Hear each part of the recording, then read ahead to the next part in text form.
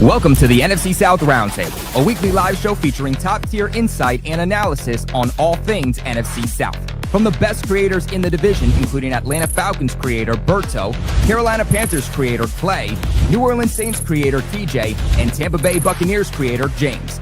Catch the NFC South Roundtable every Tuesday at 8 p.m. Eastern on the NFC South Roundtable YouTube channel. NFC South Roundtable, welcome back into another episode. We got a great show in store for you guys today, especially when talking about those damn Saints and those damn Buccaneers. As you can see by the title, Buccaneers stunned by the Saints, and those damn Falcons, bro talk. They just continue to find ways to disappoint you this holiday season. We're going to get into that and so much more in today's episode. On your way in, though, make sure you guys do leave a big like on the video and subscribe here to the NFC South Roundtable to join the family. But let's go around the table. Let's go ahead and see how these guys are doing. James, loaded question. How are you doing? I'm just happy to see all of my friends here today. That's what I'm happy for. Are you? Yeah, well, Bro Talk's got a great Christmas tree going on over there. TJ's got a great background. Clay's got a great hat. Just nothing bad's going on, right? It's not like the Bucs world is falling apart at the very seams. Everything's fine, guys. Everything's perfectly fine. Hey, James, what does Berto say? What is it? I ain't tripping. Yeah, it's not like I gotta sit here and watch Clay make like 10 live streams. Panthers are gonna steal the NFC South. I'm doing great. I'm not panicked at all, guys. Everything's fine. You like that live stream, James? I did. I saw it and I was like, I'm not clicking on. He hit the dislike button. In fact, no, I would never hit a dislike on one of the boys, but I did see it and go, you know what? I think I'm going to skip this live stream from Clay. He didn't dislike it, but he also did not leave a like button on the video either. Yeah. Well, James, I can't believe that we're saying this, but you still have a 70% chance at making the postseason. As that's a lie. Down as it's been, according to NFL Network, they got you a 70% chance right now. That percentage is a lie, bro. As crazy as it might sound, they got you at 70. So there's still a bright side to look up at. So let's go on over to you, Clay. On the bye week, feel like you didn't win, you didn't lose, but I feel like in a lot of ways, morally, you can say you did win because of what happened there with the Bucs. Yeah, I mean, that was a huge, win for the Saints, but it was also a huge win for the Panthers, and we didn't even take a snap. So, it's like it's huge because we tie. We're tied. Technically, we're second because I think the Bucs hold the tiebreaker. But we're 7-6, just like they are. Basically, our fate is in our own hands, man. And these next 4 games are really going to prove where the Carolina Panthers are and who they are as a team. And I mean, to be honest with you, saying that we're here at this time, sitting here at 7-6 and having a chance to really steal the NFC South, it would be an absolute shock to me because I did not predict this. It was not in my bingo card in 2025. Hey, you guys got a 30% chance at making the postseason. So the odds, they're going up. They're going up. There's still a chance there, Panthers fans. So let's go down to you, Bro Talk. You know what? Fire Raheem Morris. I think we can both agree on that and then move on. Yeah, I mean, we all saw this coming. I think the first half was a little bit of a shock to everyone watching the game as close as it was. And then Seattle just kind of opened the can of worms and it was all wraps from there. It's just... Hey, we got to find a way. That's what this fan base calls them. Coach, find a way. But every week we do find a way to lose. He needs to find a way out that damn door is what he needs to do. I'm getting nervous, man. I'm getting nervous that he is going to be back a year 3. And things will be bleak as a content creator for the Falcons. But, hey, you know what? We're going to try and push out that level of optimism. Get the fans fired up the best we can.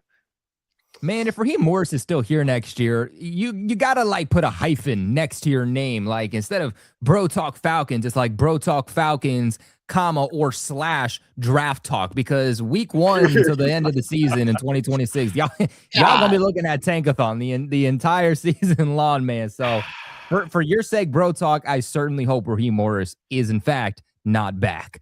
It'll be interesting It'll be interesting to say the least. TJ, man, sky high this holiday season, huh?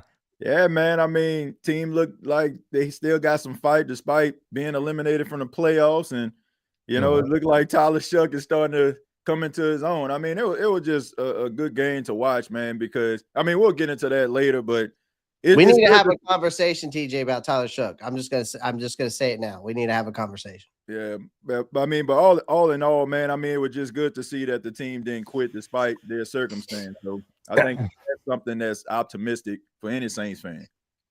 Yeah, hey, man, that's just a true testament to the coaching staff too. That's exactly what that is. So yeah, again, we talked about it so many times this season, TJ. Again, you're not necessarily looking at the 2025 Saints and saying, oh yeah, that's a team I'm scared of. But you guys have been in games that you shouldn't have, even despite losing.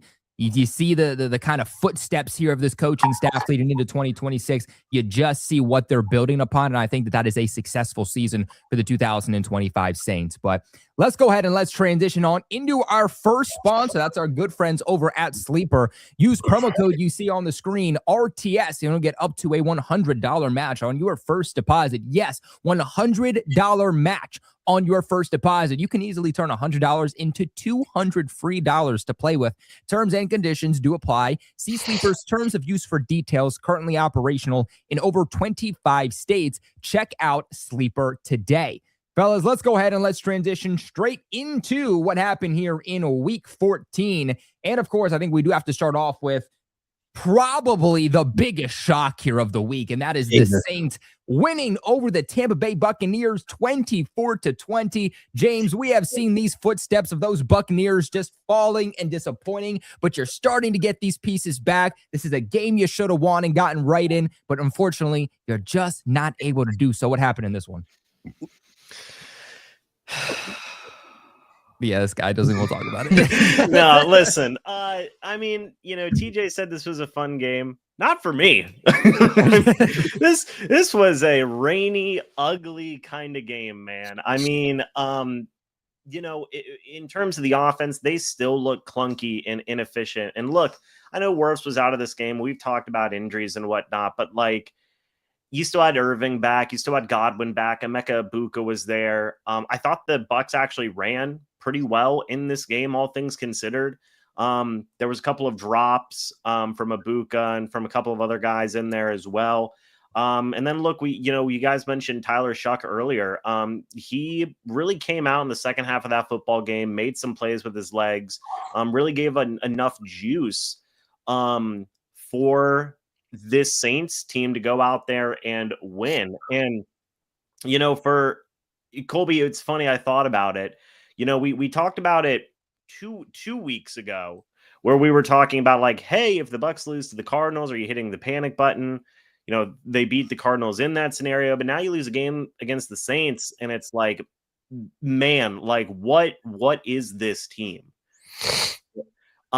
Because quite frankly, I know injuries are a problem, but Saints didn't have Alvin Kamara. The Saints didn't have Talise Fuaga. They didn't have Justin Reed. And for goodness sakes, no offense to TJ here, but we know what the Saints are at this point in the season, right? So for them to go out there and just want it more and to end up winning there, it's just a complete organizational embarrassment, I think, at the end of the day. And it feels like this team is just grasping at straws now, and it feels like they are in free fall. Will that continue to happen? I don't know, but I'd be lying if I said I felt confident going forward throughout the last month of the season, because you're just seeing too many mental errors. We saw this in the game against the Saints where, Tyler Shuck on the quarterback keeper, the Bucs bit hard, resulted in a touchdown. He rolls out of the pocket. Nobody's near him for another touchdown, giving up third and mediums, giving up third and longs towards the end of the game.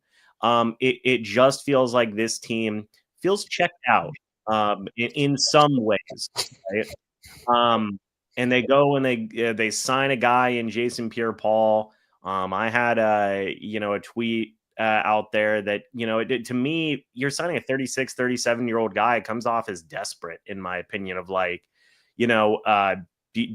are the players that checked out that you have to bring back an old leader from the Super Bowl team to get a voice in that locker room? And maybe that's me overthinking it, but right now, it is a demoralizing time. And I know some people will look at it and say, what are you talking about? This team's 7-6. They still have a chance to win the division. But doesn't really feel like they're a 7-6 football team that is still percentage-wise favored to win the division. So it's just an extremely disappointing situation that they find themselves in right now. And much like what Clay said earlier about the Bucs controlling their own, or about the Panthers controlling their own destiny, the Bucs control their own destiny as well. And right now, it seems like while the Panthers are rolling forward, the Bucs are rolling backwards, even with them getting healthier. So what happened in this game? Saints wanted it more. Bucs didn't. And that's become a very alarming trend since this team started out 5-1. They've gone 2-6 or 2-5 since then to get themselves to 7-6. Just extremely, extremely disappointing. Certainly, to say the least, James. I wanted to get your opinion on this real quick, and I think you've kind of touched upon it a little bit, but just from your perspective as a Bucs fan from week 1 to where we are now, how have you seen the Bucs fan base kind of go from early on in the season being Baker Mayfield MVP, he's leading the conversation, we're favorites to go to the Super Bowl to represent the NFC, to kind of being where you are now? What are you seeing from the Bucs fans? It's a lack of consistency, right? And I think that falls on everyone. I think that you're seeing that in regards to the conversation with Mayfield, who, look, that 5-1 stretch played really well. Since then, he's been middling. He's had some good moments. He's had some bad moments as well. I think everybody would agree on that, you know. In the case of this coaching staff, and keeping guys prepared and not having sluggish, slow starts, this team has been inconsistent in that as well. And even, you know, player and defensive and offensive execution, just all levels, we've seen things be inconsistent, which is where they find themselves in the situation that they are in right now. So right now, that's kind of what's on Bucs fans' minds are, hey, when are they going to find this consistency? Because we know they have that in them, right? We saw that earlier in the year. And to be honest, they had less than what they have now whenever they went on that stretch earlier in the year. So it's like, where is this lack of consistency, lack of focus, lack of drive coming from? And how do you correct it? Right. That's the biggest question surrounding this team right now. I'm not going to squarely place it on Todd Bowles. I'm not going to squarely place it on, you know, the quarterback with Baker Mayfield. I think that it's a complete organizational thing. And we'll see if they do make changes. If not, it's going to be a really rough last month of the season, man. So extremely disappointing. A lot of upset Bucs fans right now. I will say that. James, I want to get this on record right now, okay? I feel like this is the perfect time to do so. Who do you have winning the NFC South for 2025? What a, you know, this guy is like Chancellor Palpatine, man. Dude, Colby, you suck. Yeah. We're going to look back at the end of the season. Yeah. Oh my gosh. You know what? Come back to me. All right. Clay, let's go over to you real quick because, well, you're really the only other half of this conversation. Who do you have winning the NFC South? I think it's going to be close. I think the Panthers' fate are in their own hands. I think that the Carolina Panthers are going to have to. There's only two ways about it. The Bucs are going to have to lose to the Falcons this weekend. Then they are going to have to lose to Miami as well. And Panthers would have to split with them in that case. Or Carolina just sweeps them and wins out. And it's really only those two scenarios that really make the most sense, right?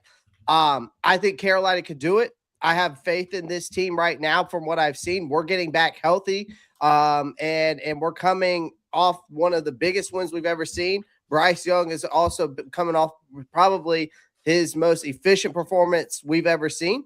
But I think, and I just made a short about it, it's going to come down to Bryce Young and him continuing these type of performances we saw against the Rams for us to be consistently going forward and win this the South. Do I think, who am I going to pick? I'm going to roll with my team. I think that why shouldn't I? I have no reason not to.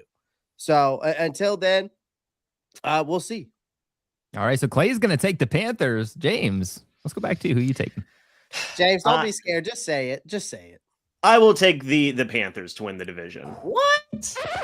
Right? He said take the Panthers and then got shocked when you actually did it. Whoa! I'm taking the Panthers to win the division. I think that this loss to the Saints, barely beating the Arizona Cardinals, and just the complete collapse that we've seen, leads me to think that I believe the Panthers are going to win the division. I think the Panthers are playing more inspired football. They're trending more in a right direction. I mean, look, to be honest, like after a loss like this, after the losses that we've seen from these great teams and the inconsistency, and where the Panthers have been trending upward, it's hard to be confident in the Bucs right now. That's the way I feel. That's simply the way I feel. I don't feel like the defense will be able to figure it out over the stretch. I think they will split with Carolina, but I don't have a ton of confidence in this game in the Falcons. I don't have a ton of confidence in a Miami Dolphins team that's playing better football than what we've been seeing. But here's the thing, James. If we split with you, we have to beat the Seahawks and we have to beat the Saints. And then the thing is, on top of that, we've got to hope that you lose to the Falcons this weekend and you lose to Miami. So I think that's certainly possible. I mean, I think that's certainly possible because, like, right now they're both at 7-6, right? You split, you beat the Saints, you beat the Bucs. Would you, if both teams go 9-8, would you have the tiebreaker at that point, right? Well, that's if we even if you don't beat the Seahawks. But that's if we beat the Seahawks. Okay. Yeah, I don't know. I still think it's going to be the Panthers. But here's the thing: we split, and if we lose to the Seahawks, we beat the Saints. We split with you. We're still sitting at 9-8, but then we would have to hope that multiple other factors come into play with like other teams. And I'm not really wanting to put my faith in other teams of losing. I can tell you that. Yeah. I don't know, man. I still feel like it's going to be the Carolina Panthers. I just don't have a lot of confidence in this Bucs team right now. I'm curious to hear what the other guys say, though. Well, let's go down to you, Bro Talk. I guess we can do a quick segment on this real quick before we, kind of get back into these games. I know that's what everybody wants to hear, but Bro Talk, from your outside perspective as someone in this division, who do you think wins? I still think the Bucs win. They've been there. They've done that. And typically in those type of moments where you need to rise up to the occasion, those type of teams that have the experience do just that. And I think the Seahawks game, it's going to be tough for Carolina. I do think them splitting is highly likely. And I think the New Orleans, playing a division game, wanting to play spoiler, plays into that hand. They're kind of catching steam right now and building off those wins. I don't think the Buccaneers lose out. Now, could there be a tie at the end of the year and then there's tie breaks? Sure. But I think the Bucs win the division still. Bro Talk's got the Bucs. Okay, what about you, TJ?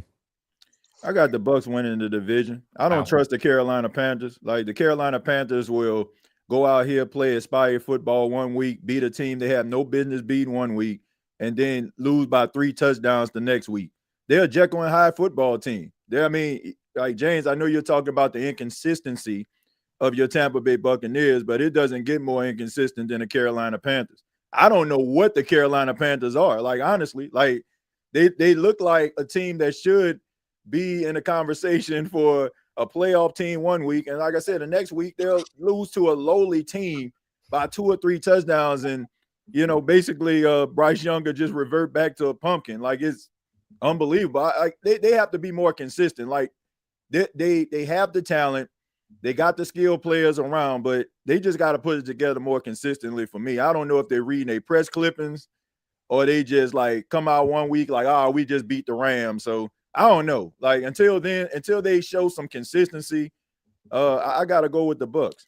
So quick note, by the way, Clay. So I just did some playoff prediction thing, clicked on all the results and stuff.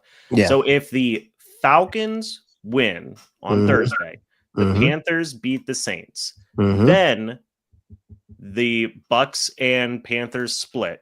Okay. Bucs beat the Dolphins. You lose to the Seahawks. Both teams would finish 9-8, but the Panthers would win the division with a 4-2 division record. Shit. Okay.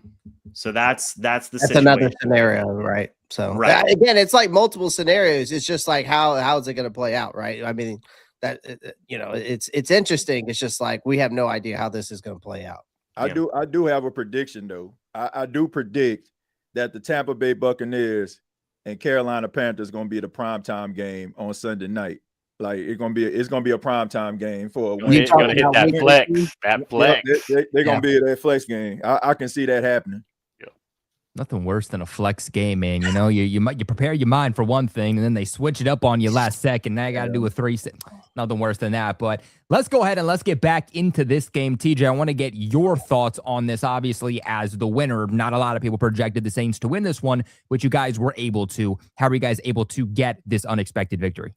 Well, honestly, I think that this speaks volumes about this organization as of right now when it comes to Kellen Moore and his coaching staff, because, I made a video and I talked a little bit about these next 5 weeks are going to tell us a lot about Kellen Moore and the direction of the New Orleans Saints. I mean, you're out of playoff contention. You're not going to win a division.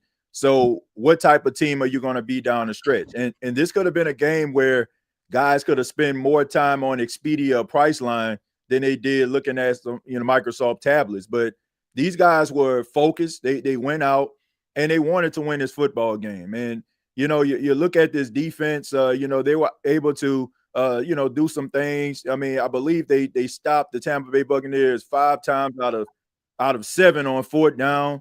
They were able to, run the football effectively. Even though Bucky Irvin, he made his plays because he's Bucky Irvin, but it wasn't to a point where anybody just went off. Like the wide receiver position, nobody was really a factor in his game. Now, you can say it was because of the rain, which it did play a role for both teams, but I was just impressed at them not quitting. And this was the first game that I've seen the entire season from the New Orleans Saints. Well, I feel like they played complimentary football. I mean, the first play from, of the game, you had a 54-yard return by Mason Tipton that set up an opening drive touchdown. That was the second time this entire season the Saints scored on an opening drive. Like they also complimented each other offensively and defensively. And not to mention, Tyler Shuck, his performance. I think the Tampa Bay Buccaneers kind of underestimated him as an athlete, his ability to be able to run away from their defenders. I mean, I think that Todd Bowles' defense wasn't really planning for that. And I think a lot of those improvised plays and also him with the RPO game really caught them by surprise. But, I tell people all the time, when it comes to the quarterback position, like we pay more attention to the sexy stuff, right? The 300-yard games, the 3 or 4 touchdowns, the high QBR, like we pay attention to those things. But, sometimes you want your starting quarterback to make a damn play to win the damn game. And that's what Tyler Shuck did. Like it wasn't, a star-studded performance, 350 yards. He only was 13 of 20 for 144 yards, didn't throw a touchdown. But it was during those gritty moments, right? Rain coming down, need to make a play, need to convert a 3rd down. Those are the type of things that give you give you optimism of the future of the New Orleans Saints. Look, I don't know if he's going to end up being a long-term franchise quarterback, but I damn sure know that he has made a case for himself for the Saints not to have to go into the 2026 draft looking at guys like Fernando Mendoza, Dante Moore. Like he is showing you that you can win with him. And in this game, I think that what Saints fans are excited about, he showed you can win because of him. And this is something that the Saints haven't had since number 9 left. So if he can build on this, I'm happy to see that. But it was good to see that these guys played complimentary football. And James, I would say this, man. Look, I know you're talking about, Tampa losing to the Saints, but look, we can't put stock into these divisional games. I say this all the time. Like, when you're going up against your divisional foe, everybody knows where the bodies are buried. Your team is structured based on what your opponent actually does. Like, what everybody is capable of. Like, that's why you will see a team like the Cleveland Browns that will probably beat up on, the top team in the AFC North. There's a reason why Lamar Jackson struggle against the Browns. Like, the Browns aren't better than the Ravens, but it just happens that way, right? I mean, so I wouldn't say that they're out of this race. I would just say that they went up against a divisional team that understands them and understand their tendencies. And, you had some elements that played a role where, and you also had some things that went the way of the Saints. Like, if Emeka Egbuka would have caught that pass where he was wide open, we're having a completely different, conversation. So there was some things that normally wouldn't bounce the Saints way did in this game. But I was just impressed at the performance and them not giving up.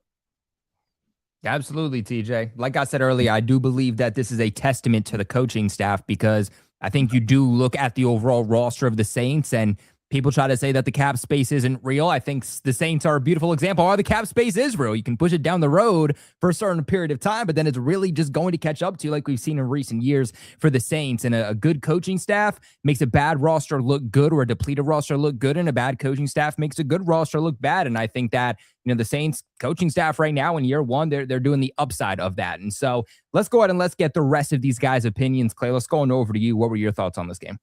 Yeah, I mean, I'm going to start with the Bucs first. On their side, I think Baker Mayfield is just playing too fast. What I mean by that is that when I watched this game, the early version of Mayfield we saw, that MVP candidate that we saw, let the game come to him. And I feel like now with Baker Mayfield, he's kind of forcing things, right? He impressing and accelerating into mistakes.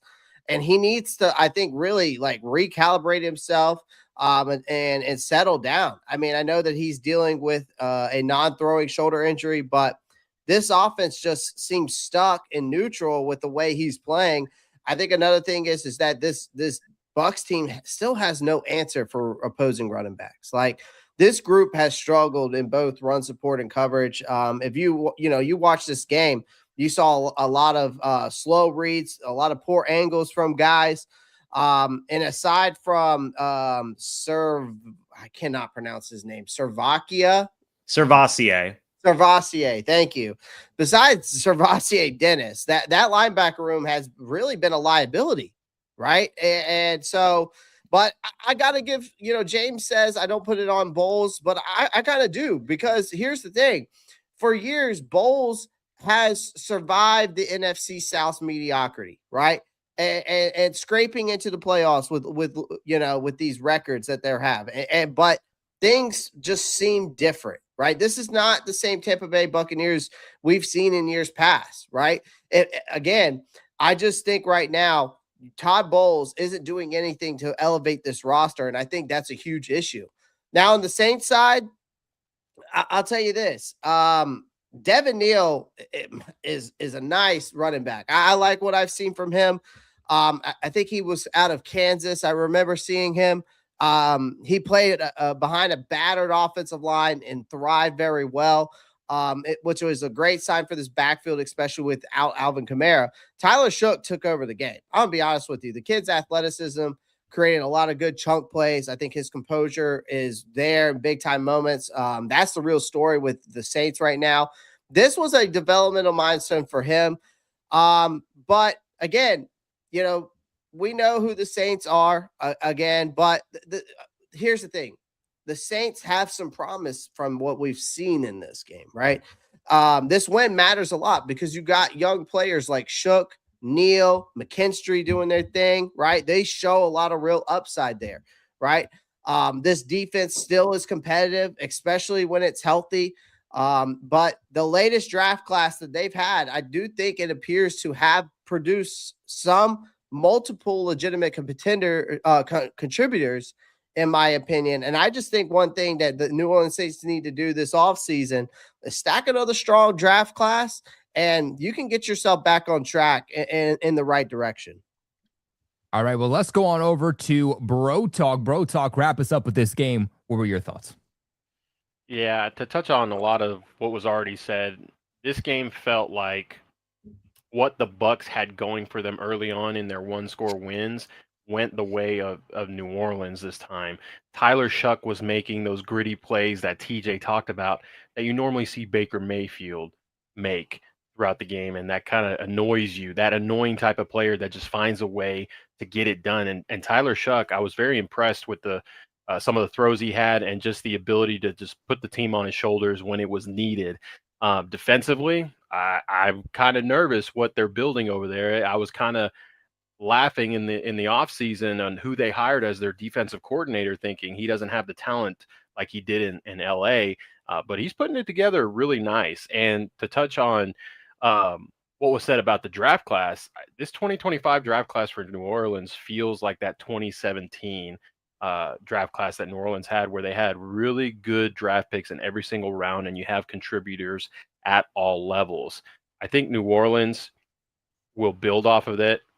There's still going to be, in a real build phase. Give it another year or two, and I think they're back in competitive nature. But it was a sloppy game. I think Rizard is a little bit in it over his head. I look at the main issue being him, right? We like to say, well, the players need to execute, but at the same time, you need your offensive play caller and the coaching staff to put the players in the best situation possible in certain scenarios. But again, like TJ said, if Ibuka catches that pass, it's a different story. Tampa grits out another win, gets another one-score win, and they're in the driver's seat for the division. So it's going to be interesting to see. I think Tampa just needs to relax. I think the panic button's being pressed, but ultimately they can right the ship, and they just need to get to work. It's just one of those division games that just got away from them. Absolutely. Well, guys, let us know your thoughts about this game in the comment section below. Let's go ahead and let's get into the last game here from week 14. But before we do that, want to give a big shout out to everybody who's donating in the chat. Tom Brady comes in here with a $7 donation and says, watch us beat the Bills again. I hate when they keep saying Mahomes is the reason they don't win a Super Bowl. They have also lost to Burrow and Watson. Fair. Certainly fair. Why Raheem and company still have a job? Hashtag beyond pissed, man. I think the whole league is wondering that right now. I think the whole league was wondering why that's the direction they went when they were going through the hiring process a couple of years ago, and that was biting them in the butt. Tom Brady comes back here with the $2 donation, says it's beautiful to see the Colts broken and deflated. Yes, the Colts. Daniel Jones after the season, they just brought back Phillip Rivers, 44-year-old Phillip Rivers back in the practice squad. I know, man. They're saying he has a chance to start this week. Oh, what a oh man! Off the bench, hasn't played since 2020. He got grandkids. He got 10 kids. Would you want to be at home? Like, you trying to find a reason to leave? Phillip Rivers, 44, back in the NFL. They're currently out of the playoff picture too, so. Is interesting. As a Saints fan, just want to give a shout out to Clay for his analysis, particularly of the Saints game. The man clearly watches the games and does his homework. Big shout out, man, to our guy, Clay. Of course. Big shout out to Clay, man. Okay, let's get into the final game here for week 14 before we get into these previews. Seattle, Atlanta. Atlanta falls yet again in Atlanta fashion, 37-9. Bro Talk, we're going to kick this one to you. What happened with this one? Well, first, I've been seeing a lot of comments about Berto ducking. He is not ducking. Just so you guys know, he's going through some personal things. So leave Berto alone. You're going to see my face for a little bit, okay? But as far as the Seahawks go, it was 6-6. I said last week, this was the type of game that Atlanta could mess around and win. And when you go into halftime 6-6, you're shutting down a top 5 offense like that. You're kind of wondering, like, man, is this really going to happen? And then Lord behold, special teams is one of the biggest issues again for the Atlanta Falcons. Rashid Shaheed doing what he does best and uses that speed and takes it to the house to open it up in the second half. And that just opened up the floodgates. The offense for the Seahawks started going. The defense for the Falcons started breaking down. Clint Kubiak, he made some serious adjustments. Literally was spamming over routes to allow JSN and Rashid Shaheed to just run away from the corners. Like, at that point, no one can guard him based off the defense that Jeff Ulbrich was running. A lot of fans like to say, oh, let's keep Ulbrich. I like what Ulbrich has done. You've seen an uptick in the Falcons defense, but once he's figured out, and offenses pick him apart. Then it all unravels because, once again, the Falcons, I think they were 2-11 on third down. Now the league worst in third down in the entire NFL. When you have someone in Zach Robinson, who I found out today, I didn't know this, but I found out today when he was with the Rams, that was his job for the offense, third downs. So how are you so bad at calling plays? Now, is it all on him? No, there's some execution errors when it comes to the players. You're down Drake London. But at the same time, you've got number 7. You were pushing the pot. Like, they were getting some serious push up front. They were gaining about 5 yards a pop with Bijan and Tyler. And then you go away with it. This man and his love for screens, it needs to be studied. It's not working. No one is blocking on screens, but yet he continuously runs it and gets us in these 3rd and long situations. But then you go back to the players. You get a positive play. You get a 9-yard run, a 12-yard pass, holding, illegal shift, those mental errors from a poorly coached football team. And no changes are made from Raheem. None. He just keeps saying we have to find a way. And now we're at a point where we're out of the playoffs. And then he says it's irrelevant now to make any coaching changes. Yeah, you think? We got knocked out of the playoffs. There was a glimmer of hope that we were actually going to pull off this upset. And then, Lord behold, the Falcons reminded you that we are a very bad football team, even with the talent level that we have. I'm just ready to simulate to the end of the season so we can figure out what direction this team is going. I feel for the players too. For those of you that don't know, I'm sure my division rivals know, Falcons haven't had a winning season since 2017. That was the last time they made the playoffs. The only player on this roster that has experienced a winning season is our left tackle, Jake Matthews. No one on the roster that has been drafted and brought through this organization knows what it is to come away with the winning season. So I feel for the players because I truly do think that they are giving it their all. And then it just all falls apart at the end of the game. So another ugly loss. It stinks. Yeah. What else can I say? It's a Falcons fans world, man. It's a Falcons fans world. That's vibing over here. CJ, let's go on over to you, man. You were probably one of the at least listed as one of the biggest Falcons haters to start the season, but it feels like maybe a lot of the things you were saying were just facts. Man, look, I already told people, I mean, there's no love lost between Saints fans and Falcon fans, but I try to keep it as 100 as I possibly can here. Like, I try to eliminate that bias when I formulate an opinion. And I've been saying this since Raheem Morris was hired.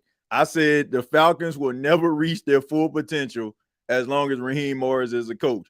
Oh, TJ, you hating. Oh, man, you just see what we got. I'm like, no. I mean, when a person shows you who they are, believe them. And I don't understand why these organizations try to get these coaches who have failed at a spot, right? And they try to make it seem like it's the organization that they came from. Like, yeah, you have some instances where you may have a coach that gets hired by a new team like Bill Belichick or, like Nick Saban or something like that, and they're able to turn things around and make things better. But here's the thing. Raheem Morris just was not the answer for the Atlanta Falcons. And honestly, like, they are going to continue to be down this downward spiral. And you don't want to waste time because you have some very talented players on your football team that are going to end up being the highest paid players at their position. Like Drake London will end up being the highest paid wide receiver. Bijan Robinson, the highest paid running back. Like, you're going to have to pay these guys. And they're going to have to figure some things out. But I can tell you this. Like, you have the talent. You have the ability to be able to be a playoff team. James Pierce has had a sack in 5 consecutive games. You got Bijan Robinson, who averaging almost 120 yards, like all purpose per game. You got the talent that you should be sitting here atop of the NFC South. If you look at some of the things that every single team in the South have went through, the Falcons should be right there. But look, in this game, it was pretty close in the first half. I mean, they played really good defensively. They were able to neutralize Seattle in certain aspects, but the adjustments in the second half, I mean, I'm just wondering, like, what did they say? Like, let's keep on doing what we're doing or something? I just don't know. The special teams, continues to hurt this team. I don't know if the defense just gave up and just threw their hands up. I don't know what the heck going on. But all I know is they got way too much talent on this football team for them just to fall flat on their face like this. For them to be eliminated from playoff contention, somebody is going to have to pay the piper here. And it has to be Raheem Morris. And I find it, ironic because they played against the Seattle Seahawks, whose offensive coordinator is Clint Kubiak. I'm wondering to myself, could this be the guy that can help this offense and steer this team in the right direction? Because I think a lot of the things that Atlanta have on their team, like if you have a coach like Clint Kubiak and bring him in here, then the Falcons can be a high-powered offense and have a really good team. But as long as you're trying to keep things going with Raheem Morris, we're going to be the same old song and dance where Atlanta Falcon fans are going to be optimistic at the beginning of the season, and around Christmas time, they're going to feel like Santa left them a lump of coal. So hopefully they can fire Raheem Morris and live up to their full potential. If not, it's going to be a long 2026. Strap in, Falcons fans. James, let's go on up to you, man. What are your thoughts on this game? Yeah. Firstly, like what both Bro Talk and TJ were saying, this was a game that was close in the first half, and then it all just completely fell apart, right? And everybody talked about the second half adjustments and whatnot. The Seahawks did it. Quite frankly, the Falcons did not. And like, I don't know if that one thing Bro Talk said about Zach Robinson, like, I don't know if that's like an exact quote or if Bro Talk is paraphrasing there, but like for a coach to come out and say like there's not really any point to make any adjustments anymore, that's crazy to me. Oh, he's on record saying that. That's crazy. Fireable offense. Fireable. Yeah, that is something that is a crazy thing for a coach to say. And I think that everybody, I know Bro Talk mentioned it earlier. I'd be shocked if Raheem Morris and his coaching staff stuck around after this season. I would be shocked. This looks like a very, very uninspired team right now. Kirk Cousins looks like an absolute shell of himself. Did not play very well in this game. This offense, we've mentioned it before. When Drake London is not out there and healthy, they can't do anything besides get Bijan Robinson involved and somewhat of Kyle Pitts, and that's literally it. Whereas you look at a team like the Saints, dude, they got a guy in Rashid Shaheed at the NFL trade deadline, and he has fit beautifully into their organization and what they have been able to do, right? So the Falcons are just lost. And they have way, way too much talent on this football team to be 4-9, and getting ready to fire their entire coaching staff, right? So for Falcons fans, you're definitely hoping that they can find, much like what TJ was saying, a young offensive-minded coach, very similar to what the Saints were doing with Kellen Moore. And the Falcons are a desirable location for a coach. Like they really are. Even if you take, they're not going to have Michael Penix. They're going to cut Kirk Cousins eventually. Okay, so whatever new coach comes in gets a pick of their own quarterback, has Bijan Robinson, has Drake London and some other pieces there, has in my opinion, a top 10 defense ready to go, right? It's an incredible spot for a young offensive-minded head coach who wants to go in there and do a quick turnaround for this thing, because TJ's right. Like the Falcons, and I know that we talked a lot earlier in the season about like, hey, actions speak louder than words, but like there was some merit to their talk of like, hey, on paper, this Falcons team looks great, right? And that's not a wrong thing, but I do agree with TJ where it's like the coaching staff has so much held this team back. And when that changes for Falcons fans, I'm sure they're definitely hoping that they get this next hire right, because if they don't, you're continuing to waste these guys' primes. You're continuing to waste a good window you have here to get back into that divisional picture, get back to winning ways, get a winning season under your belt again, and make the playoffs once more. So like at this point, and I loved what Bro Talk said, where it's like, man, can't we just like sim to the end of the season? Because it's been a pretty miserable season for the Falcons here. I still think that they, will get a win or two here down the stretch, but again, like they need to get rid of Raheem Morris. They need to get rid of this coaching staff. It did not work the way, the ownership thought it was going to, and they need to make some major changes here.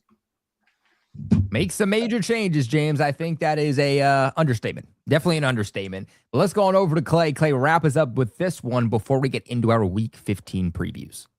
Yeah, I mean, I know I didn't hold back last week. I'm going to be a little chill this week. The problem is is Raheem Morris, like everybody said. Again, that's never going to change. This cycle that they're going through with him. I mean, you can even say the coaching staff that he brought in. I mean, look at Marquise Williams. I mean, he's under pressure. That special teams is an absolute disaster, man. Well, I'm gonna chime in. The crazy thing about Raheem is he retained a lot of Arthur Smith's staff on offense. Marquise Williams was actually under Arthur Smith. That was a big issue for him. He didn't actually do the work. He just retained guys that were already losers and brought them along. So just a little tidbit there for you guys. Right. But again, that guy's under a lot of pressure. I mean, the players aren't executing, the coaches haven't corrected the reoccurring problems. I mean, this total unit is an absolute failure. I will say this, James Pierce Jr. is that guy. I mean, he's absolutely a dog, showing some real promise. I think, trading up to get him was obviously the right move. His breakout hasn't translated to wins, but the team still has something to look forward to in James Pierce Jr., in my opinion. Zach Robinson, again, still hasn't solved Atlanta's third down crisis, and that's another entire unit. So is it time for a coaching reset? Again, another blowout loss, another losing season, another multi-game losing streak. Raheem Morris has been unable to stop the free fall. Again, the Falcons have not posted back-to-back years with at least a 4-game skid. Like, the question to me is no longer if changes are coming, it's when. Because you finish out the season with this staff, you might not serve any long-term purpose at all. You got to reset in 2026 if you want to do anything at all going into next year. Wow. Point blank, period, Clay. I like that. Damn, drop the mic. I thought you said you weren't going to go in. I thought she went in there a little bit. Okay, Clay. Damn, step on him this week. Clay's on something different this week. I don't know if it's because y'all are competing for the division or what all of a sudden, but like something to me just clicks in Clay all of a sudden this week, man. I watched a lot of film. Let's just say that. Yeah, you watched a lot of film. I'm with it. Let's get into some of these super chats here real quick. Saints earned the win. They showed the heart the Bucs lost over the 3-game losing streak. Tampa needs to lock in or lose the season. Lace up. I may trash talk Berto. Big shout out, by the way, $10 donation. I may trash talk Berto, but give him my love. Even though I'm a Saints fan, I hope the best for him. I may talk. Oh, I think they're just trying to get the best of the $10 donation. I think they just posted it. I think they just posted it again. But we will definitely let Berto know that you guys are sending him the love. That's our guy right there. Big shout out to Bro Talk, of course, for holding down the fort for him. But before we get into week 15 real quick, want to give a big shout out to the other sponsor of today's video. That's our good friends over at Rotowire. You guys know them. You love them. We talked about how to dominate your fantasy leagues earlier on this season. Now we're making sure you guys don't lose money because here at Roundtable Sports, we care about you guys. When we're talking about your parlays, your player props, everything in between, Rotowire is going to tell you guys that you should take the over on and the under on every single week.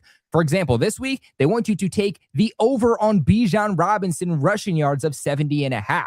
They also want you to take the over on Jared Goff passing yards of 241.5, but they want you to take the under on Josh Allen rushing yards of 37.5. Because you're watching us here at Roundtable Sports, we got an exclusive offer for you of 15% off when you use promo code RTS. Link in the description box below. As always, play responsibly. All right, guys, let's go ahead and let's get here into your previews and predictions for Week 15.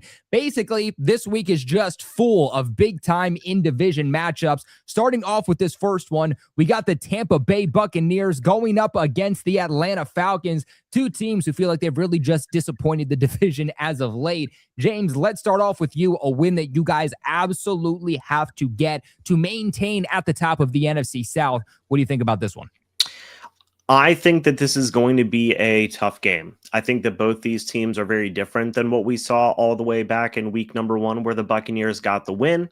Michael Penix is not their starting quarterback. You have Kirk Cousins. For those of you who do not know, Kirk Cousins plays pretty darn well when he goes up against the Tampa Bay Buccaneers for some reason. It'll also be a game where the Buccaneers will be wearing their old orange creamsicle jerseys. They have not won in those jerseys since 2009.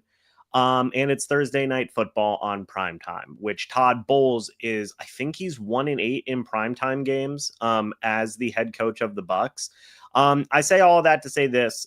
I don't think it's going to be an easy game under any circumstances. Look, for as much as we've been talking about the Falcons and how they have had a lot of struggles this year, I do believe that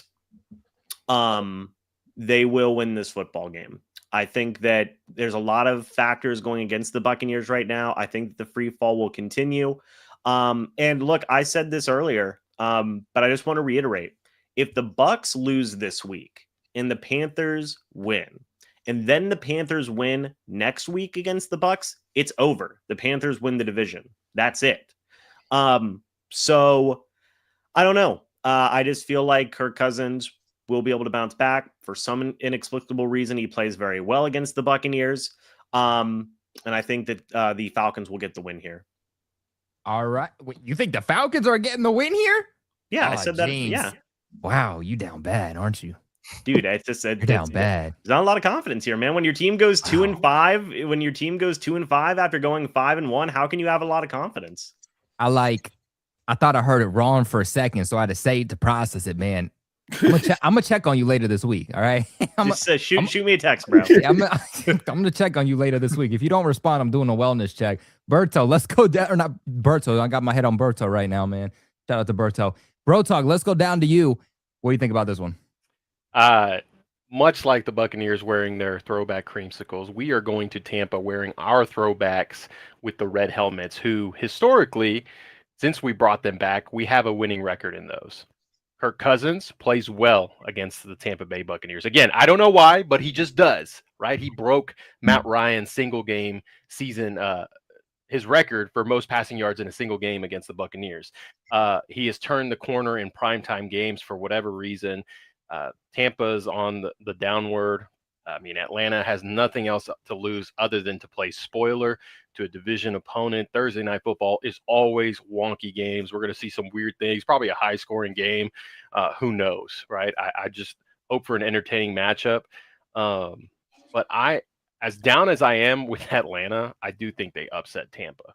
I think they go into Tampa. It's going to come down to one score. Let's go, Bro Talk. But they will upset the division opponent and try and play spoilers for the Tampa Bay Buccaneers. Wow, James. Wow. That's all I gotta say, man. Damn.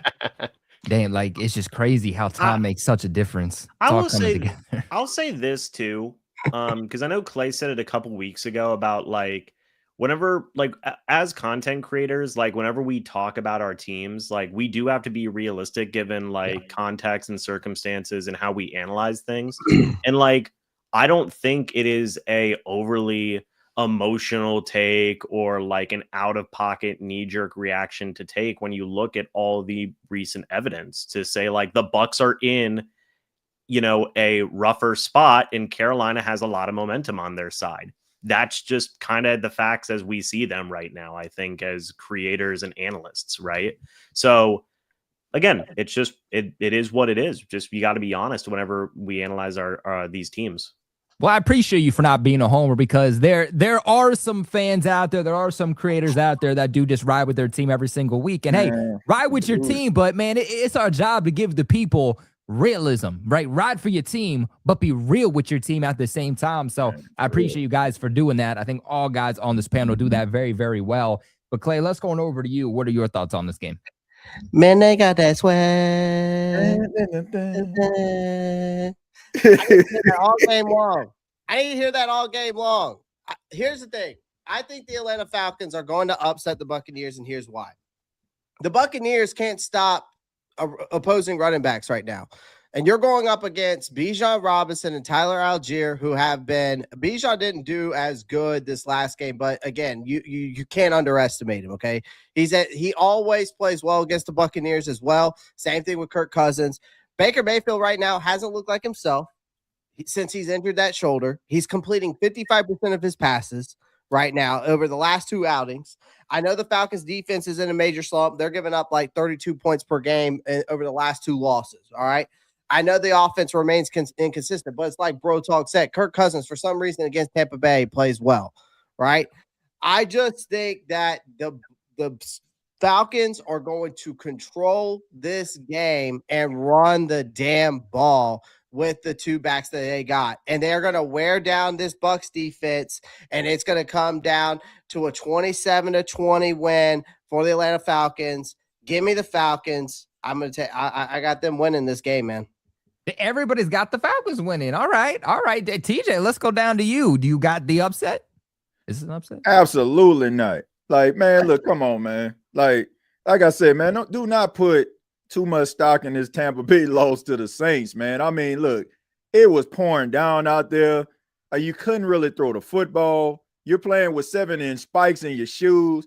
Like, man, there was a lot of things that kind of went, the Saints' way, and some things Tampa couldn't capitalize on. Man, Tampa is a better team than Atlanta. And I'm telling y'all right now, the Atlanta Falcon fans might end up getting what they want on Thursday night, because the reason why Raheem Morris probably didn't get fired was because they have such a short week. Like, teams don't normally make changes when they have these short weeks.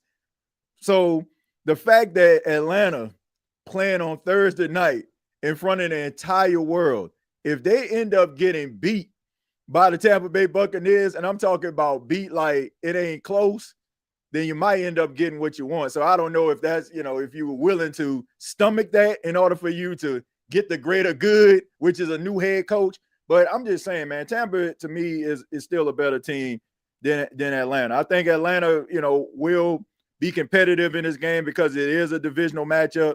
But I think Tampa is going to win this football game because I just think that you're going to see a better version of them.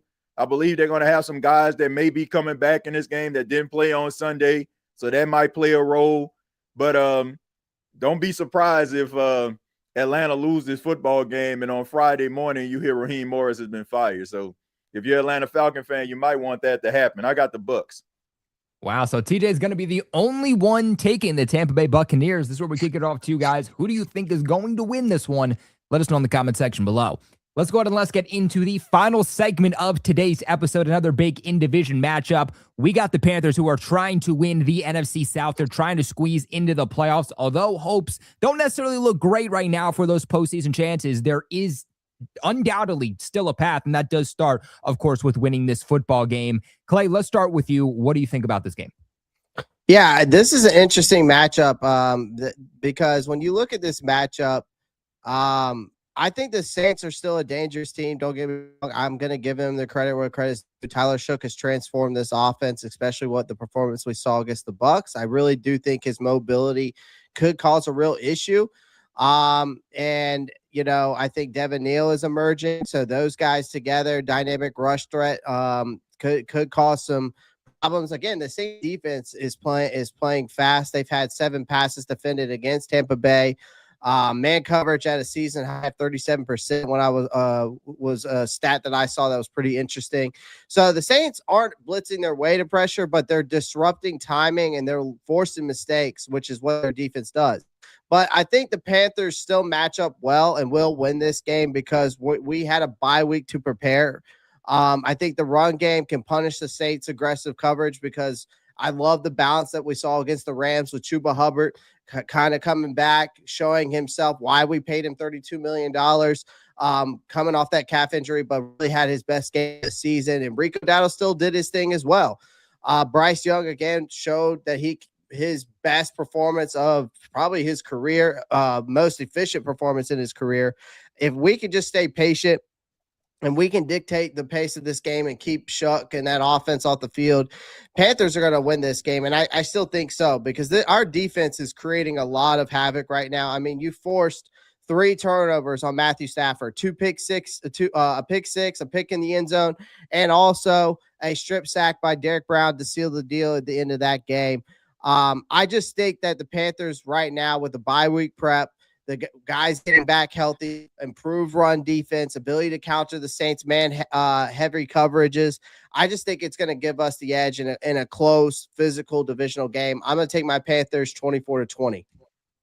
Clay is going to take his Carolina Panthers. Let's go down to TJ. They're coming off of a big win in division the week prior. So, TJ, can you guys pull off another upset here?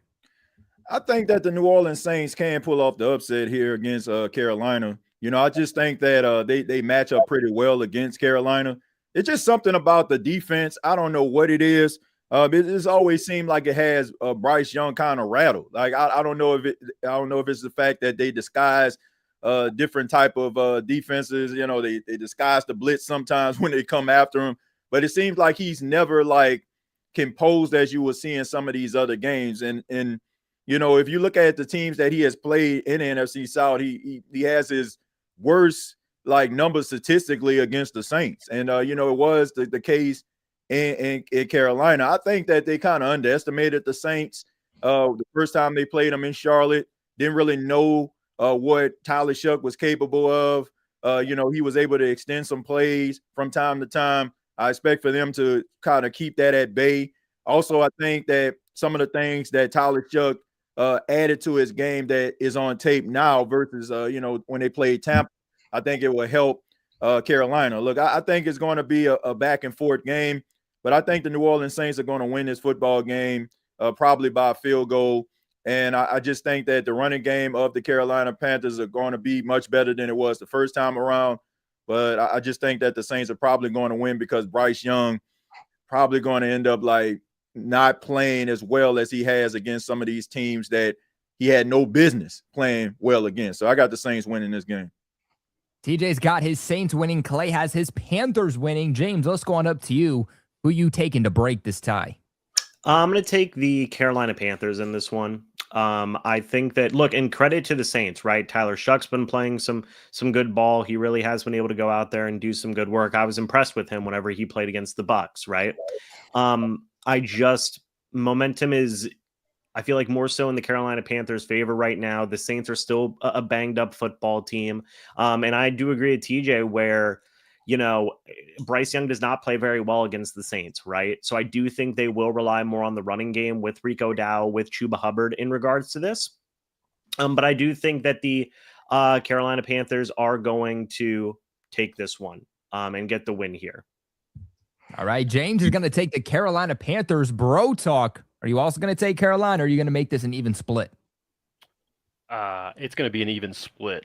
Because anytime a division team goes into New Orleans, that voodoo magic works. And to TJ's point, I think Bryce Young kind of snaps back into reality. Yes, he played well against the Rams. Yes, they're coming off of a bye.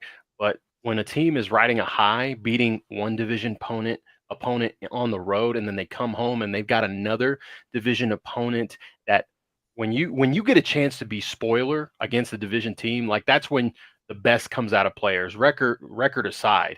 So it's going to be a gritty game. I do think it's a one-score game, but I do have New Orleans upsetting Carolina, and then it makes the suspense even more for Carolina and Tampa heading into the next week. Mm-hmm. We got an even split for this game. This is where we kick it off to you guys. Who do you have winning this one in another big in-division matchup? Let us know in the comment section below. Let's get into these super chats before we log off for today. $2 super chat, ready to throw hands with Raheem. Sorry ass, real talk, man. Hey, Bro Talk will be right there with you. Bro Talk and Berto backing you up. I'll let them do that. I'm just going to sit right here. Just enjoy the show. You know, in fact, Bro Talk just wants you to FaceTime him. He doesn't want to catch a charge, but he wants to be there to get maybe a few verbal. Just let me say what's up before. Let me say what's up before you all go to town. Yeah, he's not saying don't do it. He's just saying he don't want to catch a case. You know, respect. Saints are my heart. Panthers on my second team, my side hustle. But you guys are about to feel exactly what the side woman. Man, or exactly that the side woman. Wow. Is that okay? So wait, I mean, is he the side woman? I mean, I'm not understanding the Panthers are his side. So nah. Gary, if you're on Tinder, I would love to see what that profile looks like. Nah, I'm gonna start using that. TJ literally just went, man, what? I mean, like I'm saying, like Gary comes into my life. He's a nice guy, but I'm confused. Saints are my heart. Panthers are my second team, my side hustle. But you guys are about to feel exactly that side woman. So you guys are Man, The Well, Panthers shout are out gonna- to him for the you gotta know what you $4.99. saying. You gotta know what you're saying. Are you the side or you the main, man? Call up, man. You don't want to be. So I think the Panthers are the side hoe and the Saints are the main team. And he's saying that the Panthers are gonna feel like the side hoe this week. So I've Gary, never seen anyone say they cheer for two teams in the same division. Like, That's crazy. That's I'm wild like, to man, me. what is going on here, man? Gary's got game, man. Gary's got game. That's all I know. But That's something. Look, That guys, Tinder profile must be working real good. shout my out Gary, man. He gets what he wants. But that's going to wrap it up for today's episode. This is where we kick it off to you guys. Who do you have winning this week? Who do you have losing? Let us know in the comment section below. Remember to leave a big like on the way out. Subscribe here to the NFC South Roundtable if you haven't already to join the family. But until next time, we will see you guys live next Tuesday at 8 p.m. Eastern. Same time, same place. We'll see you guys then. Roundtable Sports Network is your one-stop shop for all things NFL, with daily live shows covering all 8 divisions in the league, hosted by the best content creators on the web, all on one network. Catch the AFC East live every Monday at 7 p.m. and on Wednesdays at 6 p.m. The AFC West Roundtable live Tuesdays at 6:30 p.m. The AFC North Roundtable live every Wednesday at 6 p.m. The AFC South Roundtable live Tuesdays at 7 p.m. The NFC East Roundtable live every Tuesday at 6 p.m. The NFC West Roundtable live at 9 p.m. on Tuesday nights. The NFC North Roundtable is at 6 p.m. on Wednesdays, and the NFC South Roundtable is live Tuesdays at 8 p.m. EST. And of course, fourth and forever, the flagship show of Roundtable Sports Network covering all things NFL at 1 p.m. Eastern Standard Time on the Roundtable Sports YouTube channel. Real coverage, real fans.